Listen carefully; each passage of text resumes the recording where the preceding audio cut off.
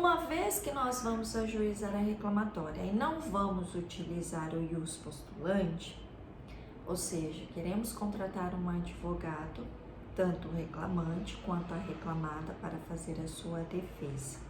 O que é que eu devo observar? Primeiro, doutores, é a outorga da procuração. E aqui uma observação que eu quero que vocês guardem para a vida. Toda vez que eu outorgar uma procuração para alguém, ou estou recebendo poderes para atuar em nome de outrem através dessa procuração, sendo essa procuração ad ou extrajudicial, nós temos o quê? Que estabelecer quais são os poderes e para que eu estou recebendo esses poderes. Ou seja, eu devo limitar. Eu estou recebendo esses poderes para ajuizar uma reclamação trabalhista contra quem? Eu estou recebendo esses poderes para defender a reclamada nos autos da reclamação trabalhista tal, que lhe move fulano de tal, tá? E, inclusive, já vou colocar até onde tramita este processo. Ou seja, eu devo especificar qual é o meu poder para que, onde especificamente eu vou atuar, tudo bem? Eu sempre devo colocar qual é a finalidade desta procuração que eu estou outorgando ou que eu estou recebendo, certo? Então, quando nós falamos que houve a outorga da procuração, então eu estou diante do quê? De um mandato expresso.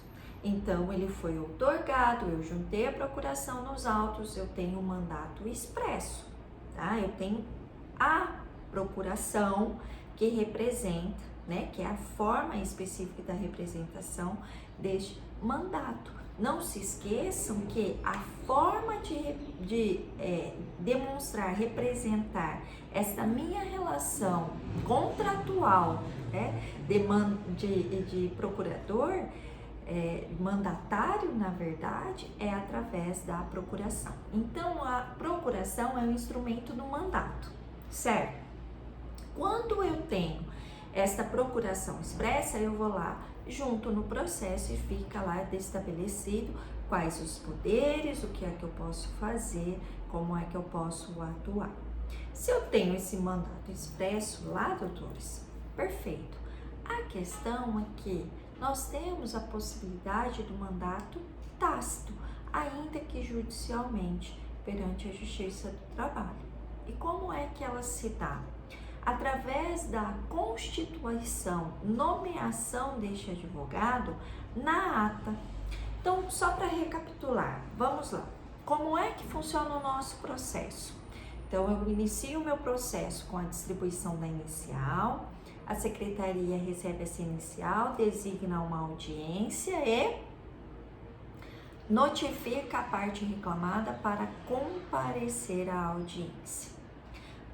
Até a abertura da audiência, em razão do sistema, né, judicial eletrônico, a parte deverá o quê? Protocolar a contestação. A parte reclamada deverá protocolar a sua contestação até a abertura da audiência. Isto é, se ela não for fazer o uso da faculdade, da possibilidade que ela tem de apresentar a sua defesa oral em audiência. Aqui uma observação. Se a parte tem advogado constituído, a não ser que seja uma excepcionalidade, né? Em regra, ele vai o quê? Protocolar a defesa escrita, ele não vai deixar para fazer a sua defesa oral na audiência. Não é recomendado, tudo bem? Então, eu vou para a audiência, protocolei a contestação da parte reclamada. Instalada a audiência, qual é o procedimento?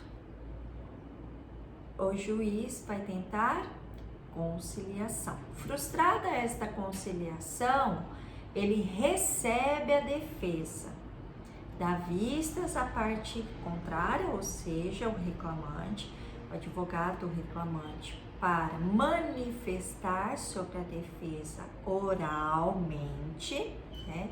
Ele tem aí 10 minutos para fazer isso.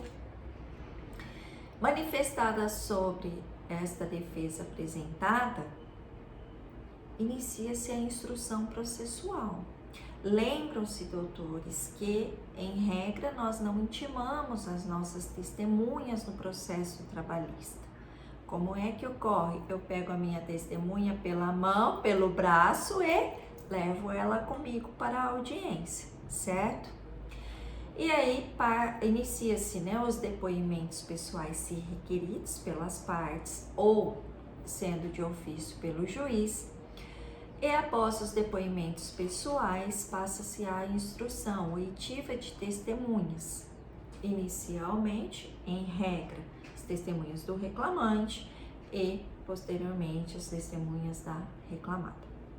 Encerrada essa instrução processual, as partes têm a oportunidade de fazer suas razões finais, 10 minutos oralmente para cada parte.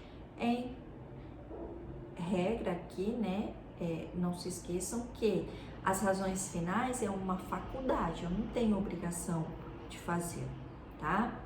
E as razões finais podem ser remissivas. Então, quando o juiz perguntar para os senhores, doutor, razões finais, orais ou remissivas?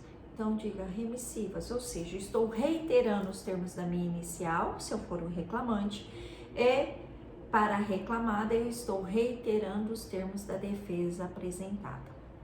Após as razões finais, há uma nova tentativa de conciliação. Lembra-se, tem tentativa de conciliação em 2 momentos no processo trabalhista: na abertura da audiência e no encerramento da audiência. Se não conciliados, esse processo está apto para o julgamento, que poderá ser proferido nesta audiência ou em outra data, né, já previamente designada, inclusive, ou então as partes serão intimadas pelo Diário Oficial da Justiça do Trabalho. Tudo bem? Quando nós falamos do mandato tácito, que eu disse para vocês que a minha nomeação é na ata da audiência, ou seja, eu fui para a audiência acompanhando o meu cliente. E aqui, normalmente, estamos falando da parte reclamada, né? Porque o reclamante, ele, ao ajuizar a reclamatória, ele já juntou a sua procuração. Então, aqui, quando eu me apresento, né, para acompanhar o meu cliente, e no momento da audiência, eu não juntei a procuração junto com a minha defesa, tá? Ou com a minha inicial, se isso aconteceu, tá? Eu sou nomeada, constituída como advogado na ata da audiência.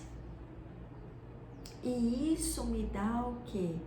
Poderes para representá-lo. E que poderes são esses? Poderes em geral. Poder, inclusive, interpor os recursos competentes, né, ao longo deste processo. Só que aqui eu preciso ter uma observação. Neste momento em que eu fui para a audiência e que eu não tinha juntado a procuração do meu cliente, eu não requeri prazo para a juntada do mandato expresso. Observem isso. Eu fui nomeada na ata da audiência e eu não requeri, não falei que eu iria juntar uma procuração expressa. Até mesmo porque, se isso constou na ata da audiência, ou seja, quando aberta a audiência, eu disse para o juiz: excelência, pela ordem, eu quero prazo para a juntada da procuração e os atos constitutivos, né, o contrato social, por exemplo. Se isso foi requerido, necessariamente o meu mandato é expresso. Ele não pode ser visto como um mandato tácito, tá? E aí eu preciso regularizar a representação processual para que eu possa praticar os atos processuais decorrentes deste processo. Tudo bem? O mandato tácito, então, ele só se dá se a minha nomeação foi na ata da audiência, não houve qualquer referência à juntada de procuração posterior, então eu estou regularmente constituída. Qual é o efeito do mandato tácito? Primeiro, eu não posso subestabelecer. Tá? Eu não posso subestabelecer.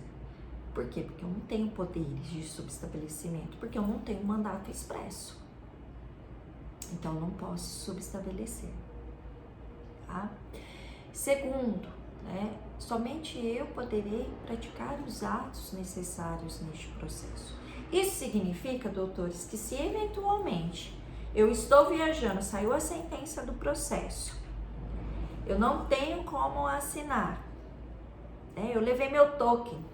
Olha só que maravilha, eu levei o token. Ah, mas agora é tudo assinatura eletrônica, por que não tem como assinar? Porque eu levei meu token na viagem.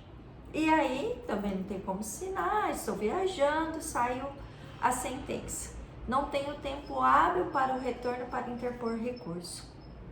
O que eu faço? Peço para um colega assinar para mim, fazer um recurso e assinar. Ele vai pedir o quê? Prazo para regularizar a representação processual. Como que ele vai regularizar esta representação processual? Através da juntada ou de uma procuração, ou, se for o caso, o meu mandato tácito, a minha procuração e o subestabelecimento que ele recebeu para assinatura. O que nós temos aqui que deve ser destacado é que nós tivemos uma alteração na nossa legislação trabalhista, em que passou-se a autorizar a regularização dos mandatos, né, quando da interposição dos recursos. Então, seguindo a mesma regra do CPC, eu tenho aí a concessão de prazo para regularizar esta representação processual, ok? Ainda que interposto o recurso sem um acompanhamento devido, mas desde que requerido, eu posso regularizar a minha representação processual. Tudo bem? Na próxima aula nós continuamos. Até!